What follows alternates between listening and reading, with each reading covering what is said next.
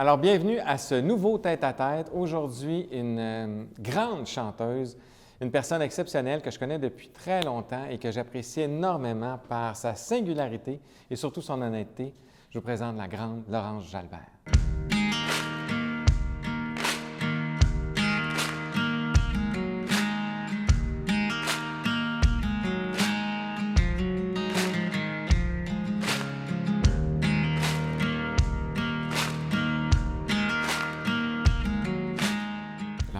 Oui. T'es bien fine d'avoir accepté. Merci d'être là. Oui, mais toi, tu es toi. Tu comprends-tu? T'es pas n'importe qui. Ah, regarde donc. T'es toi. T'es On a besoin de monde comme toi dans penses? ce milieu Ah de fou. oui? Ben, je fais Ben juste là. que je le pense. Plus que le penser, je te le dis. Non, vraiment, parce que c'est toi. Super gentil. Merci beaucoup. L'idée dans ça, Laurence, c'était juste que je voulais montrer aux gens un peu que l'autre côté de ça, tu sais, dans le sens où même si je suis ton agent de spectacle, je représente les shows, tout ça, puis on le fait dans un cadre professionnel, on a quand même une relation avec nos artistes qui est différente des fois, puis qui devient à la limite humaine, parce que dans notre cas, ça fait quand même, on a fait du truck ensemble, toi, Ouais.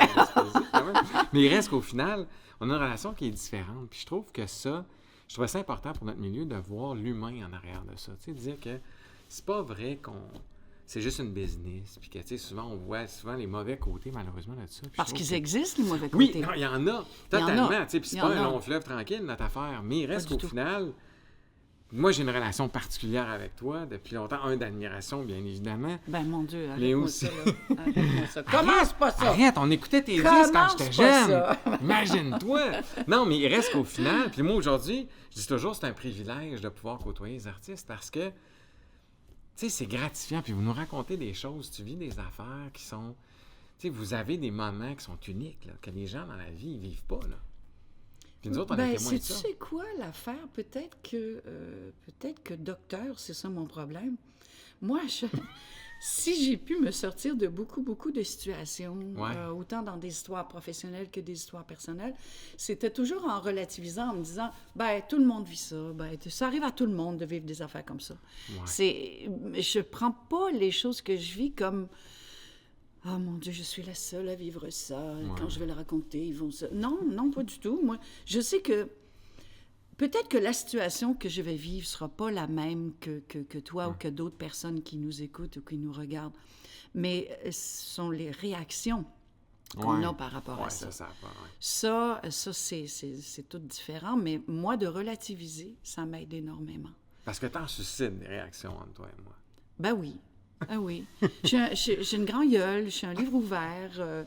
Et ça a toujours été comme ça. Oui, non, je sais, Tu exact. sais, ça a toujours été comme ça. Puis c'est peut-être, je dis bien dû ou grâce à ça, que j'ai encore, appelons-le, le respect.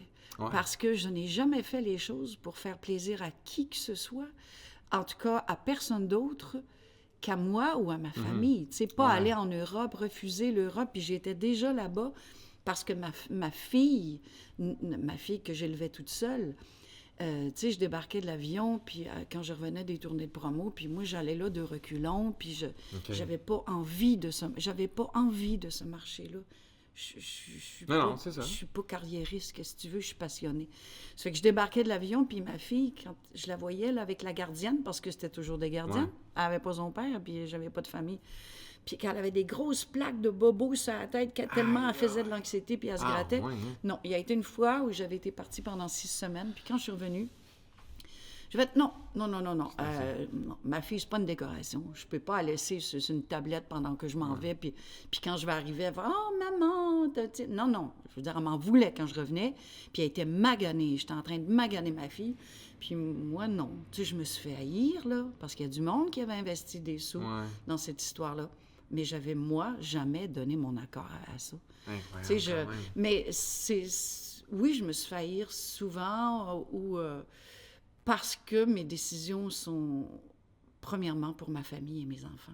Oui, c'est ça que j'allais dire, ça a toujours été important. Pour Et toi, c'est là. encore, des Ouais, fois, exact, ça, mal j'allais dire. vu dans Ah ce oui, milieu-là. littéralement. Ben, voyons donc.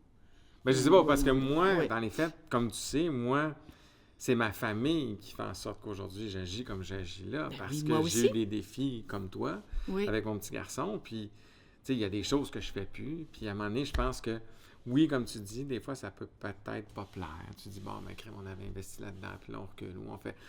Mais au final, moi, ça reste intègre avec moi-même. Ben oui. Ça reste avec mes valeurs. Puis toi, de la famille, ça a toujours été au centre. D'autant que je te connais, Oui. tu as toujours parlé de ta famille. Là. Ma famille, encore aujourd'hui, et plus que jamais, mes 7 petits-enfants, mes 2 enfants, c'est ma priorité ultime, la seule. Le métier, c'est quelque chose que j'aime, que j'adore profondément.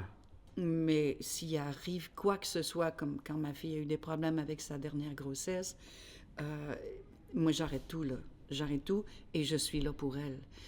Mon fils, quand il était petit bébé, malade tout le temps, très prématuré, il a été hospitalisé 150 fois, ben j'abandonnais tout et partais pour... Mais écoute, évidemment, qu'est-ce qu'on racontait dans mon dos? Moi, je me rappelle qu'un producteur m'avait dit, ben écoute, là, si t'es pas là... blablabla, c'est bien une valeur, mais c'est comme ça. Mais moi, je m'excuse. Je suis vraiment désolée. Oui, j'ai besoin de gagner ma vie. Oui, j'ai besoin de faire vivre mes enfants, ma famille, mais pas à n'importe quel prix. Pas au prix de mes principes. Tu sais, tu vois, je donne des conférences aussi, et ça, les principes que j'ai toujours suivi sans même savoir que ça s'appelait un principe, sans savoir, mais j'avais des convictions. Pas des convictions. Je ne me mets pas à genoux devant qui que ce soit. Et ça, c'est quand j'étais en Gaspésie, j'étais de même. Avant de commencer à faire de la musique, j'étais comme ça. Tu sais, oui, c'est un trouble de position.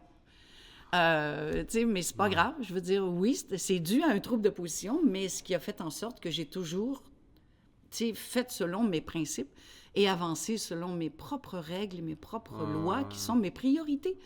Puis c'est peut-être à cause de ça que, après, écoute, je vais avoir 64 ans. Mon Dieu, que le temps passe vite. Mais est-ce que je regrette des choses? Peut-être quelques petits trucs. Mais moi, j'ai vu des gens partir. J'ai vu des gens mourir avec des regrets. Et je ne veux pas partir avec des regrets. Donc, dans ce temps-là, suis ta route, suis ta voie, suis ta passion, suis tes rêves. Travaille pour, par exemple. Si tu penses que t'asseoir sur un divan, puis « Oh mon Dieu, ça va arriver, ça ne marchera jamais. » Mais c'est ça, suis ta ligne. Mais toi, tu as toujours été passionné, parce que moi, c'est ça qui... Tu sais, même quand j'étais jeune, puis j'écoutais la Grande Orange Albert, aujourd'hui, c'est la même, puis c'est la même passion aussi. Tu as gardé ce feu-là durant toutes ces années-là? Oui. En fait, c'est la passion de la vie. Tu sais, on peut appeler ça la passion du métier. C'est la passion de la vie, c'est de communiquer avec tout ce monde-là devant nous autres, tu sais. C'est l'humain, moi, qui me... Tu sais, c'est pas faire des grandes scènes. J'en ai fait en masse, des grandes scènes. C'est cool, je les ai faites. J'ai vu 250 000 personnes. J'ai vu des 40, 50, 60 000, 75 000 devant moi.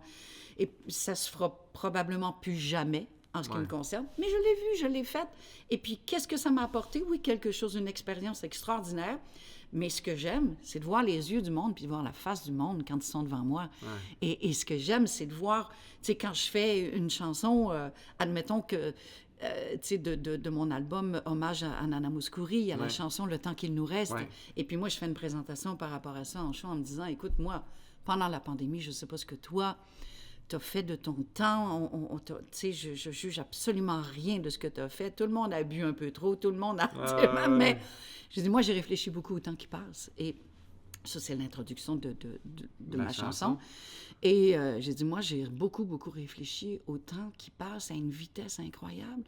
Et c'est la première fois de ma vie que je suis arrêtée, que je m'arrête pour y réfléchir. Et qu'est-ce que je fais de ce temps-là qui me reste? J'en fais quoi? Je continue comme avant, la pédale au fond...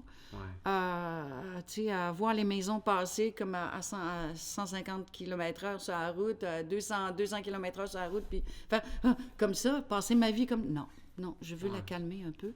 Et le temps qui me reste, il y a des points qui sont précis que je ne veux pas faire comme avant. Si t'es malheureux, qu'est-ce que tu fais avec le temps qui te reste? Vas-tu continuer comme ça? Tout à fait. T'as envie de continuer de même? Et là, je commence... Quelle importance, le temps qu'il nous reste. Et là, au dernier show que j'ai donné il y a quelques jours, il y a un monsieur qui a pris la main de sa dame qui est en chaise roulante à côté de lui. Et ça, je le vois à chaque fois que je fais la tourne. Et je le vois à leurs yeux, je suis assez proche pour voir leurs larmes qui coulent. et ils se tiennent la main comme ça. Et la plus belle image, je te dirais, par rapport à ce côté humain-là de ce métier-là, pour lequel je suis passionnée. Encore une fois, dans un spectacle le matin, dans un centre communautaire. Et c'était des gens qui n'avaient pas les moyens de se payer un spectacle, des billets du spectacle. Mais c'était, humainement, c'était... je te dis, j'en ai les larmes aux yeux. Ça me fait pleurer des moments comme ça. De voir le monsieur, je te jure, il devait avoir 95 ans, certain, et sa dame qui était en avant, qui avait le même âge. Et quand la chanson a commencé, le monsieur, tu sais, de la difficulté à bouger. Quand j'ai commencé la chanson, il a pris sa femme par les épaules, puis il l'a serrée. Tu sais, de voir des gens qui ont passé probablement leur vie ensemble et qui, pendant le moment de ce spectacle-là, pendant cette chanson-là, se collent, se rapprochent. Et moi, je ne peux pas faire autrement que de dire, mon Dieu, mais c'est ça, la vie. C'est ça, la vie. C'est pas le manteau de Zibeline, c'est pas la Lamborghini, c'est pas... Non. J'en ai rien à cirer de ça. Et je trouve ça vulgaire et grotesque. Parce que là où on est rendu sur la planète avec... Voyons donc, revenons donc à ça. À la base, tout à fait. Mais, tu sais, je juge pas ce que les autres font. Mais si tu veux avoir le moins de regrets possible, achète pas une Lamborghini, quand même. C'est bien trop cher. Ça peut être un rêve, quand même. Mais oui, un rêve, mais là, un rêve. Un rêve monétaire, un rêve de possession, rêver de posséder quelque chose. C'est comme autre chose. Moi, c'était plus des expériences dans les faits. Ben oui. Mais je sais pas, il y en a que c'est ça. Peut-être que... Il y en a que c'est ça, mais écoute, je vais faire de la psychologie sans rien. Une fois que tu vas l'avoir eu, là, allô? Non, mais c'est ça. Puis écoute, je suis d'accord avec toi. Je l'avais vu dans les affaires, justement, le fait de vouloir posséder un bien, surtout. Puis ils disent souvent dans la voiture, tu vas être une journée ou deux où tu te peux plus, mais après ça, c'est comme... ça t'amène du point A au point B. Là, parce que je connais quelqu'un, moi, qui... j'allais dire c'était qui, mais je le dirais pas. Non. J'aurais pas nommé son nom, j'aurais juste dit c'est mon ex-mari. Ah, d'accord. Que lui, le rêve de sa vie, c'était s'acheter une Porsche à ses 60 ans. Il s'est acheté une Porsche et puis il était pas plus heureux. Mais vraiment pas plus heureux.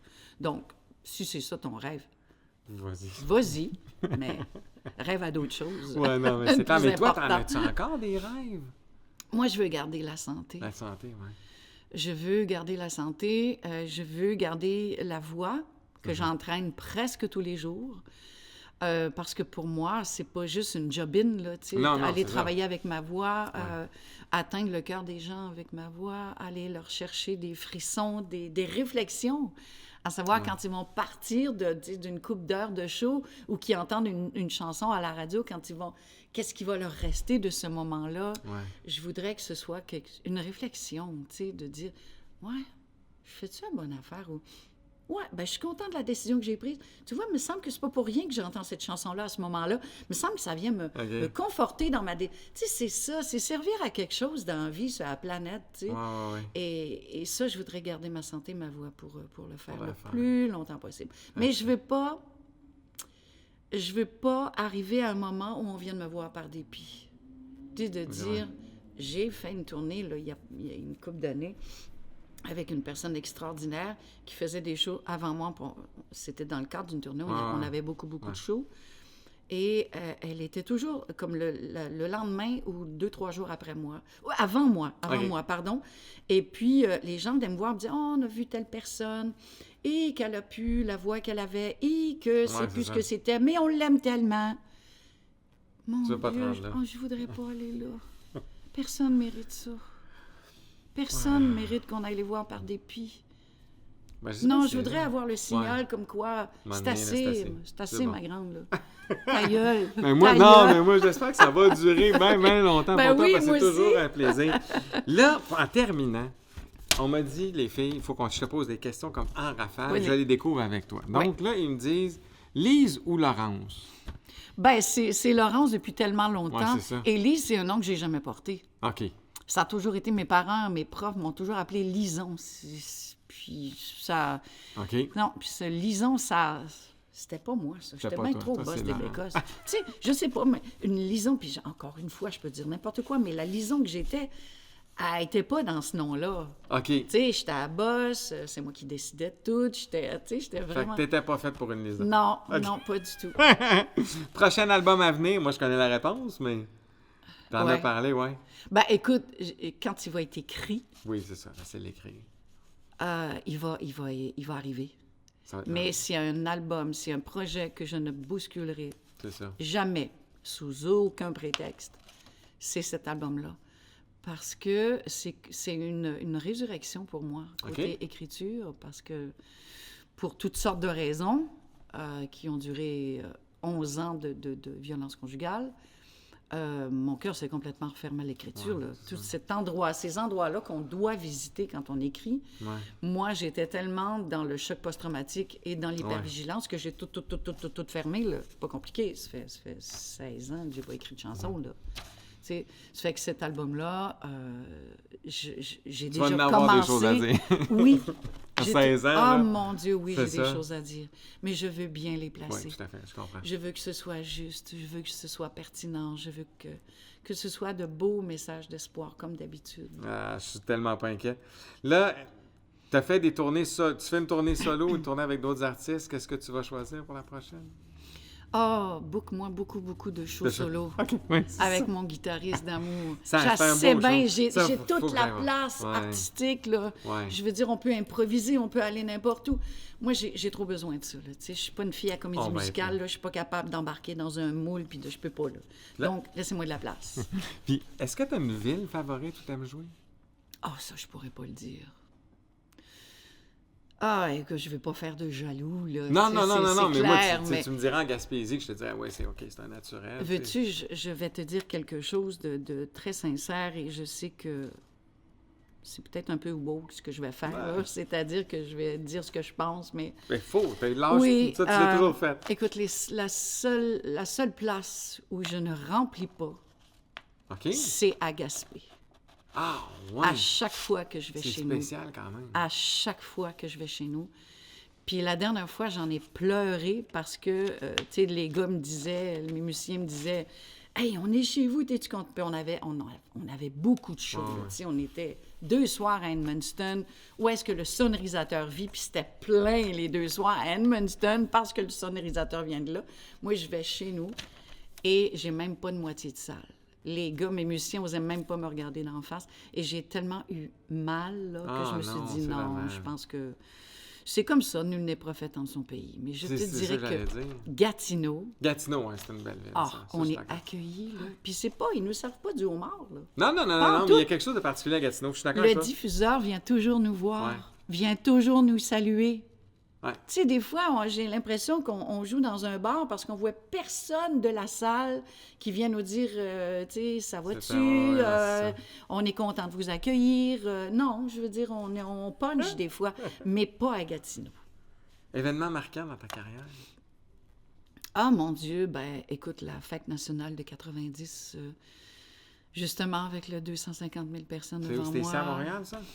Il y avait Québec, où il y avait quand Ouais, même quand même du monde, 200 000 personnes, et 250 000 ici à Montréal. Ah, quand même. Avec Dufresne, Piché, Rivard et Vigneault. Puis on m'avait choisi comme artiste de la relève. Puis c'était eux autres qui voulaient que je sois là. C'était les Aïe, aïe. artistes. Ah, oui. Et ça a été déterminant Ça pour doit. moi. Ben, je comprends. Oui. Hein, je comprends.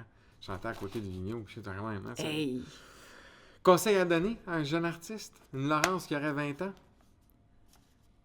Je sais pas comment dire ça. Il y a tellement... premièrement, le travail, ça c'est Ouais. clair. Tasse ton ego. Tasse ton ego de possessivité, de vouloir en avoir plus, de vouloir paraître. Tasse ton ego de ça.